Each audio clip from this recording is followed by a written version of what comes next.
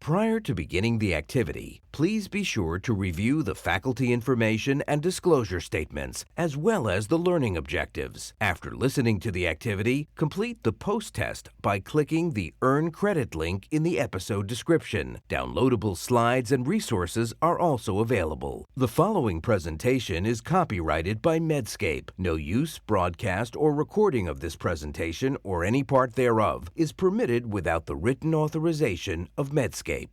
The following presentation is part of a certified educational activity provided by Medscape Education and supported by an independent educational grant from Lilly.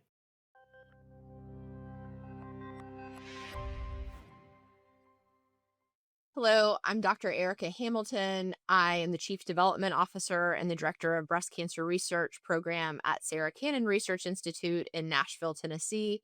Welcome to this activity entitled Cracking the Code, Optimizing Outcomes in All Patients with High-Risk Hormone Receptor Positive HER2-Negative Early Breast Cancer. For patients that have hormone receptor positive HER2-negative early breast cancer, the line between successful remission, cure, and recurrence often comes down to a single decision point.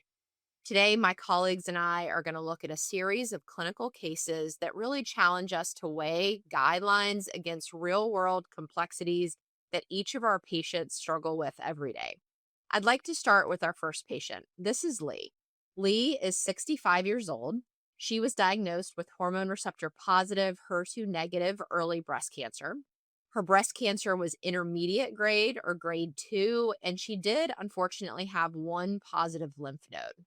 Her tumor was relatively large at 6 centimeters, and she had a higher Ki-67 that was 35%.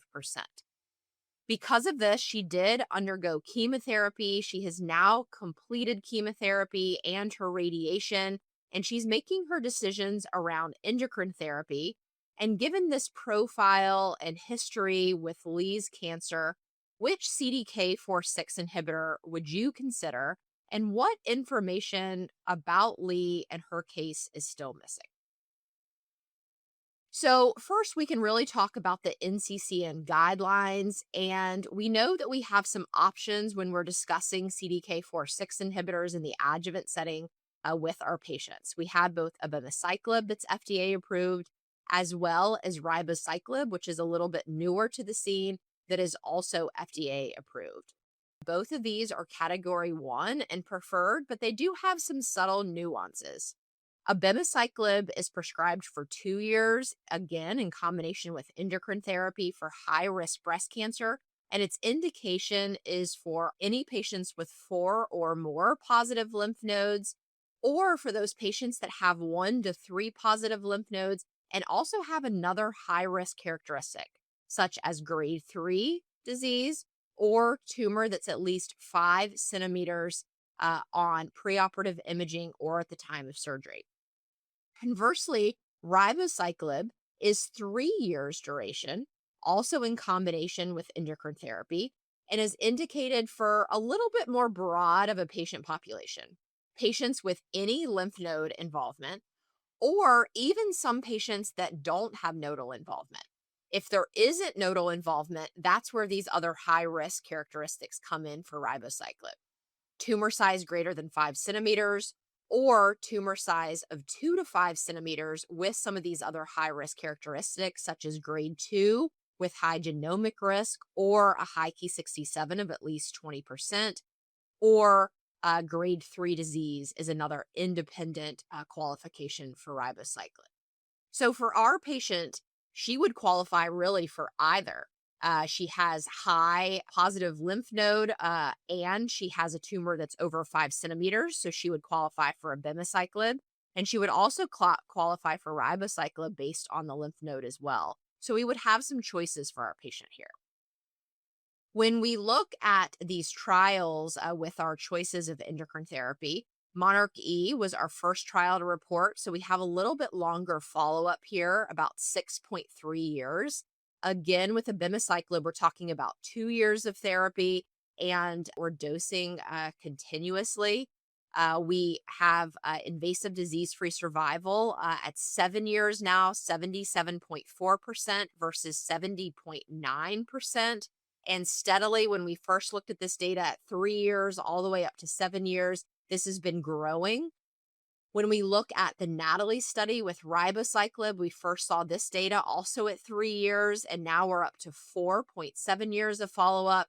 And this has also been growing in magnitude of benefit. We're now up to almost 5% magnitude of benefit, 88.5% versus 83.6. So very similar trajectories of the magnitude of benefit that these CDK4/6s are providing our patients. In terms of overall survival, we did just see overall survival data for Monarch E and abemaciclib. At 7 years, we see a 1.8% benefit from 85% to 86.8%. And with Natalie, this is a little bit more immature data, again, with not quite as long a follow up. And this is not statistically significant yet. The other thing for our patients is in the real world setting, what other information are we really considering? For this patient, comorbidities really come into play. Sometimes other medications can interact, specifically some cardiac medications, with ribociclib also being a medication that we need to look at QTC interval, and some contraindications with other cardiac meds that can affect the QTC. We also need to monitor the liver function test with ribociclib, performance status, other comorbidities that may have overlapping side effects, such as diarrhea with abemaciclib or baseline neutropenia. We know that ribociclib has more neutropenia as a side effect than abemaciclib, for example. And also just patient preference. We know that these have slightly different side effect profiles, and what would a patient prefer? Also, duration, 2 years versus 3 years. Some patients have strong preferences around that. So I think that it's important to have these individual conversations with our patients. This is also a great opportunity to involve the interdisciplinary care team. Our pharmacists can be extremely helpful for us, especially when we're talking about some of these drug interactions. We can have some interactions with CYP3A4 inhibitors as well as inducers. And again, I already mentioned the QT prolonging drugs. And this can include some things like amiodarone, cardiac meds, and even some things like ondansetron of one of our antiemetics. We also want to be very cognizant that we educate our patients that are going on abemaciclib how to manage diarrhea. And I find that our nurses and our pharmacists can be very helpful to help us talk about how to manage this with our patients as well. So, in summary, I think 2026 is a really exciting time. We've certainly gotten better at sparing more of our patients' chemotherapy and a not one size fits all approach. But we also have the opportunity to escalate treatment and endocrine therapy for our patients that we know that are at higher risk of relapse. Those patients that have higher risk based on nodal status and other risk factors such as higher grade, higher Ki67, higher tumor size, larger tumors, etc., and having these nuanced conversations with our patients. It's very important to have these conversations with our patients to empower them to make the decisions that are right for them. If they don't understand what their long term risk is of recurrence, it's very hard to expect a patient to make a good decision for themselves about whether they may really want to consider a CDK4/6 inhibitor to decrease long term risk of recurrence. We're lucky to have choices between abemaciclib and ribociclib. And again, there are differences between these compounds in whether these dosing are continuous, how long patients need to be on this, and the side effect profiles, including drug interactions. We can use our multidisciplinary care team to help us educate our patients and also help our patients with adherence and side effect profiles, making sure that this is a tolerable medication and ultimately help our patients stay on these medications and have a good outcome in terms of their breast cancer. Thank you for joining us today. Hi, my name is Shahina Daoud, and I'm an adjunct clinical professor at the Mohammed bin Rashid University of Medicine and Health Sciences in the United Arab Emirates, and a consultant medical oncologist at Mediclinic City Hospital in Dubai. I'd like to introduce you to our next patient. This is Hannah. She's 49 years old and she's been recently diagnosed with early stage breast cancer. It's a hormone receptor positive, HER2 negative breast cancer. ER is positive, PR is negative. It's a grade 3 disease, and she has two lymph nodes that are positive. She's undergone surgery, chemotherapy, as well as adjuvant radiation therapy. And the question that comes to everyone's mind is that given this patient's profile, which CDK4/6 inhibitor would you consider, and what information is still missing? But let's take a step back. I think these are some of the questions you need to ask when developing her adjuvant endocrine therapy plan. The first and foremost important question is, what is her menopausal status? Why is this information important? Because it will help you devise her adjuvant endocrine therapy plan. Now, we do have results from the SOFT trial that randomized premenopausal women to either getting endocrine therapy with tamoxifen alone versus getting endocrine therapy plus ovarian function suppression. And you can see that adding ovarian function suppression in a premenopausal woman will improve both disease free survival as well as overall survival. The combined soft and text analysis further showed us that when you gave ovarian function suppression to patients who were premenopausal with a hormone receptor positive, HER2 negative early stage breast cancer, and you randomized them to getting either an aromatase inhibitor or tamoxifen aromatase inhibitor, improved disease free survival. This patient is premenopausal at the time of diagnosis, and the decision was to proceed with ovarian function suppression plus an aromatase inhibitor. The next question is, what is her risk of recurrence? And why is this question important? It's important because it will allow you to either add additional therapy or avoid overtreatment. So let's try and determine what this patient's risk of recurrence actually is. Let's go back to Hannah's case. And as you can see, she's got multiple risk factors. She's got a grade 3 disease. Her Ki67 is 80%. She's got two positive lymph nodes, and her tumor size is 6 centimeters. So, how does this increase her risk of recurrence? Now, what I tend to do in my clinic, just to simplify my stratification for patients when they come to see me, is I use this algorithm.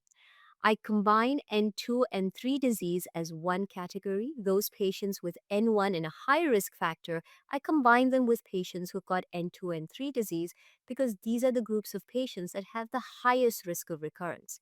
And we have that data from real world data sets that tell us those patients who are classified as being high risk, that means those node positive patients, your N2 and 3 disease or your N1 with high risk, have about a threefold higher risk of recurrence compared to those patients who are classified as being non-high risk group. That means those patients node positive with no high risk features or node negative disease.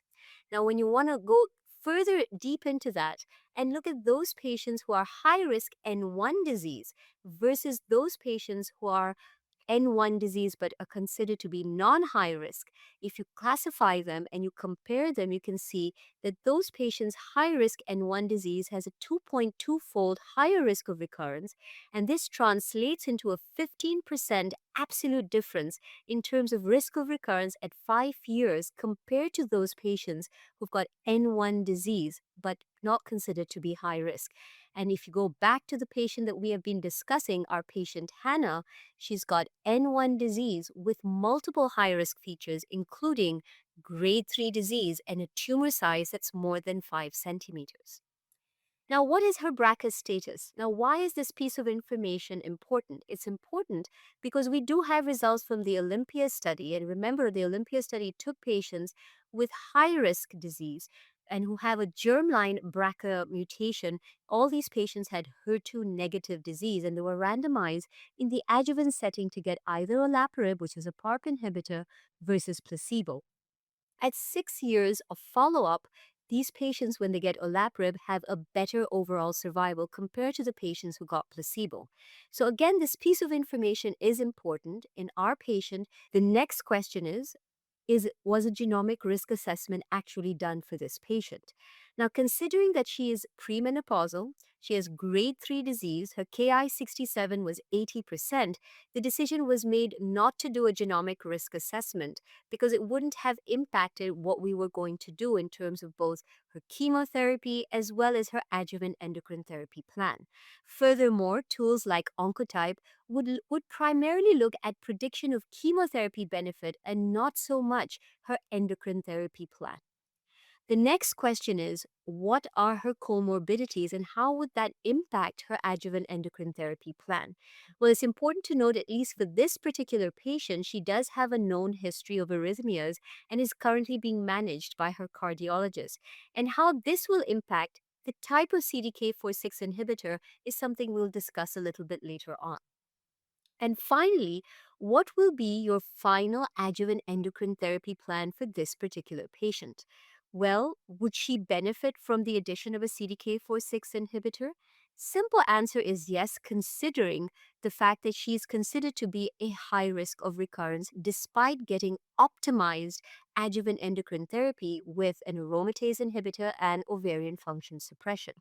We have two trials that tells us that she would benefit from adjuvant CDK4/6. The Monarch E trial looked at patients who were high risk, randomizing them in the adjuvant setting post their chemo, post their surgery, and their radiation therapy to either 2 years of abemaciclib plus endocrine therapy or endocrine therapy alone. And you can see that at 7 years of follow up, there was an approximate 7% absolute benefit in terms of risk reduction in terms of the IDFS. In terms of the various pre-specified subgroups, you can see that every subgroup of patient was actually benefiting from the use of 2 years of adjuvant abemaciclib in combination with endocrine therapy.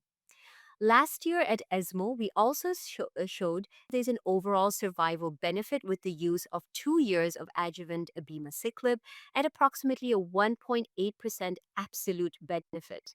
You can see that in terms of looking at the forest plot, every subgroup of patients actually benefiting in terms of overall survival with the addition of 2 years of abemaciclib. Now, there's been a lot of talk in terms of Ki-67, those patients with high Ki-67 versus those patients with low Ki-67. Which group is actually benefiting the most with the use of adjuvant abemaciclib? And the simple answer is it does not matter whether your patient has a high Ki-67 or a low Ki-67. They both benefit in the Monarch E trial from 2 years of adjuvant abemaciclib. Now, the Natalie study looked at adjuvant ribociclib. Again, this was a broader cohort of patients, including both node-positive patients as well as high-risk node-negative patients. Patients were randomized to get either 3 years of adjuvant ribociclib plus endocrine therapy versus endocrine therapy alone. And you can see that at 5 years of follow-up, there was an approximate 5% absolute benefit with the use of 3 years of adjuvant ribociclib. And of course, in terms of the pre-specified subgroups, every subgroup of patients was actually benefiting in terms of IDFS with the use of 3 years of adjuvant ribociclib. There are some key differences. Monarch E had a specifically very high risk group of patients. These were patients with either 4 or more positive lymph nodes or 1 to 3 positive lymph nodes and high risk factors such as grade 3 disease, high Ki-67, or a large tumor size. Natalie had a broader cohort of patients. All lymph nodes that were positive were included, but they also included node negative patients who had additional high risk factors. The data is more mature for Monarch E with 7 years of follow-up being present, while Natalie has 5 years of follow-up. And of course, last year at ESMO, we're finally starting to see the overall survival benefit with Monarch E. Natalie is still immature with overall survival data.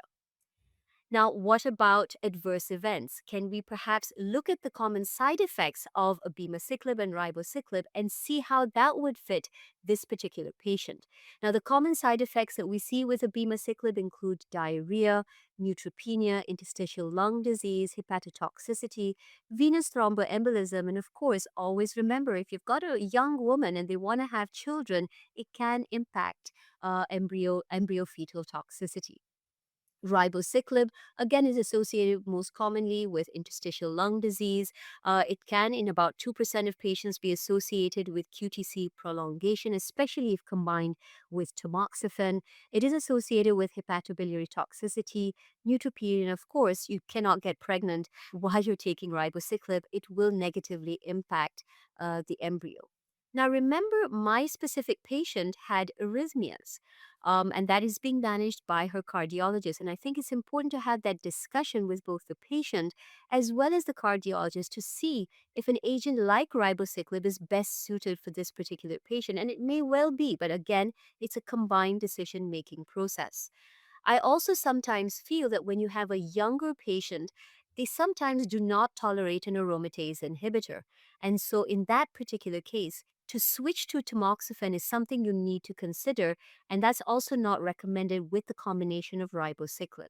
But again, both agents are perfectly acceptable in this type of patient who's got a high risk of recurrence, where giving an aromatase inhibitor plus ovarian function suppression is not enough. So, in this particular patient, I did go on to choose abemaciclib for her for multiple reasons. There's more maturity of data for Monarch E. Her arrhythmias sort of swayed me to choose abemaciclib. Duration of therapy is also something to think about, and you need to have that discussion with your patient. Ribociclib is a commitment of 3 years versus abemaciclib for 2 years. And again, some women will want to have a shorter course of therapy versus a longer course of therapy. But again, it's a discussion that you need to have with your patient. And of course, the dosing schedule.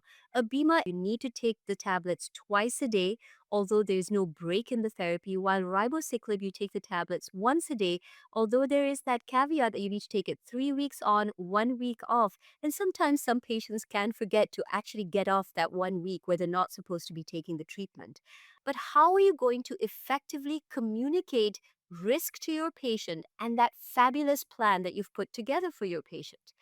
I think there are two important steps. Step one, you first ensure that you have appropriately identified risk factors, determined risk, and devised a plan based on that risk. And we've just gone through that. Step two is communicating that risk that you have put together and that plan that you've put together to your patient. And I think this is what I would perhaps do. I would avoid the term high risk when I'm trying to communicate with my patient. Always discuss the natural history of hormone receptor positive disease and the need to block hormones and its impact both on short term prognosis as well as long term prognosis. So, thank you very much.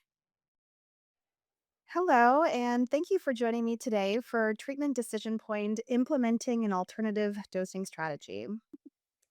My name is Manali Bave. I'm an associate professor in the Department of Hematology and Medical Oncology at Emory University and also medical director of the Phase 1 Clinical Trials Unit.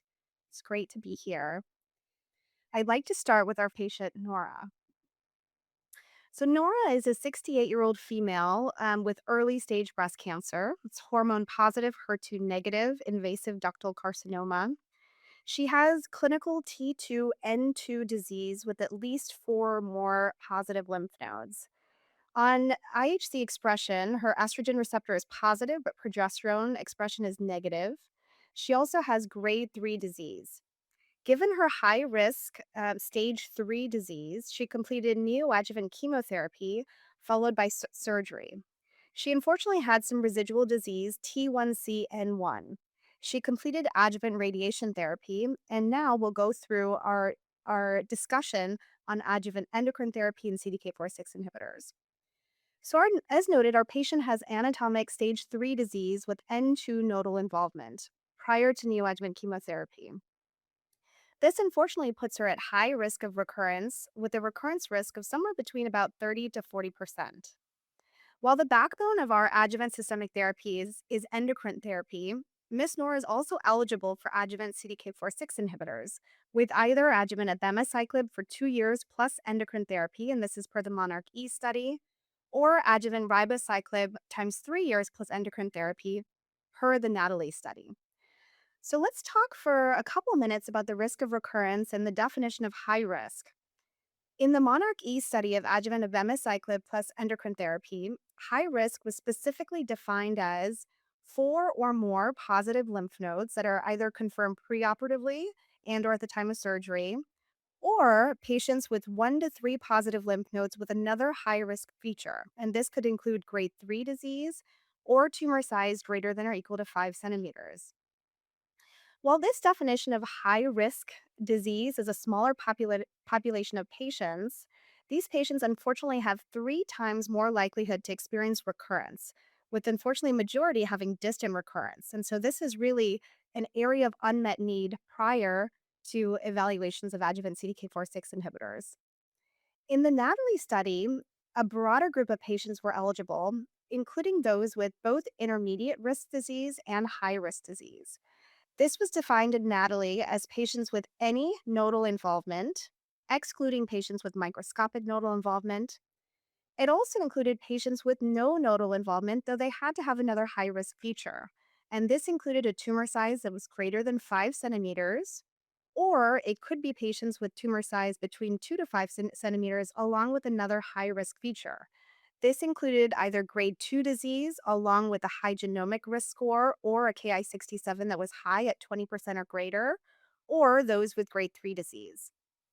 We've seen some updated data from both Monarch E for adjuvant abemaciclib as well as Natalie for adjuvant ribociclib. Let's start first with Monarch E. So, at about 6.3 years of median follow up, we see a 7-year invasive disease free survival benefit of approximately 6.5%. This equates to an IDFS of 77.4% with adjuvant abemaciclib plus endocrine therapy, compared to 70.9% with endocrine therapy alone in this very high risk, early stage, hormone positive, HER2 negative breast cancer population. The hazard ratio for IDFS was 0.73. This also equated to a significant improvement in distance relapse free survival of approximately 5% with the addition of the CDK4/6 inhibitor to adjuvant endocrine therapy. We also, for Monarch E, saw some updated data on overall survival with a statistically significant improvement in overall survival with the addition of abemaciclib to endocrine therapy and a hazard ratio for overall survival of 0.84. We've seen a similar trend of sustained benefit with adjuvant ribociclib with longer follow up as well. At a median follow up of 4.7 years, we see a 4-year invasive disease free survival benefit of approximately 5% with the addition of ribociclib to endocrine therapy. The hazard ratio for invasive disease free survival was 0.72. So, actually, very close to the hazard ratio that we also saw in Monarch E. Similar to Monarch E, we also see a distant relapse free survival benefit of approximately 5% with the addition of ribociclib.